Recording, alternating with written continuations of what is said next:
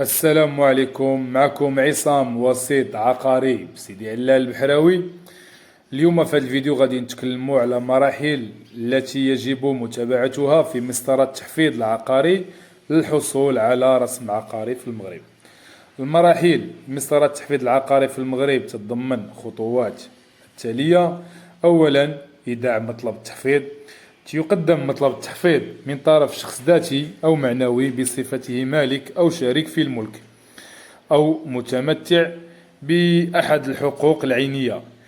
يحتوي المطلب على معلومات دقيقة عن العقار، وصاحب الطلب يقدم المطلب إلى المحافظة العقارية المختصة مع وثائق المطلوبية. ثانيا، نشر إعلان العملية التحفيظ. تيقوم المحافظ العقاري بتحرير ملخص لمطلب التحفيظ وتنشره بالجريدة الرسمية. تهدف هذا النشر إلى إعلام الناس بطلب لإتاحة الفرصة لأي معارضات محتملة. ثالث خطوة، عملية التحديد اللي هي البرناج. تجري عملية تحديد بمشاركة مهندس طوبوغرافي وبحضور طالب التحفيظ والمجاورين وأصحاب الحقوق العينية. تعتبر هذه الخطوة حاسمة لتحديد حدود دقيقة للعقار. تنصح بحضور شخصي أو توكيل ممثل قانوني للتأكد من دقة الإجراءات. في حال لم يكن المعني موجود، يلغى التحديد لأنه أبلغ سلفا بموعد التحديد. رابع حاجة، نشر إعلان التحديد.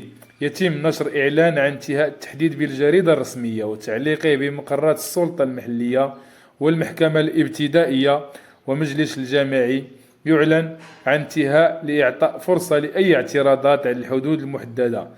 تعتبر الإعلان جزء من الشفافية وحق في الاعتراض.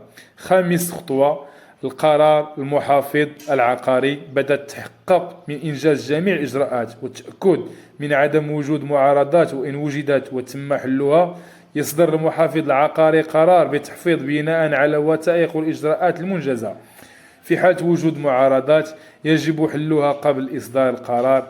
سادس خطوة، إذا كان الطعن في القرار، يمكن للأطراف المعنية الطعن في القرار المحافظ العقاري خلال أجل معين إن كان هناك أساس لذلك. سابع خطوة، إصدار رسم عقاري. بعد انقضاء أجل الطعن دون معارضات يتم إصدار الرسم العقاري النهائي الذي تثبت الملكية العقار، ويعتبر الرسم العقاري وثيقة رسمية اللي تثبت الملكية العقار. هذه الخطوات الأساسية هي اللي كاينه لمسطرة تحفيظ العقار في المغرب.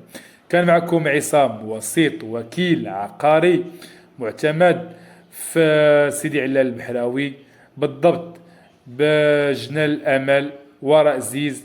شكرا على المتابعة، وخصكم أي معلومات مرحبا بكم إذا كنتم قرابين زوروني. والسلام عليكم وشكرا.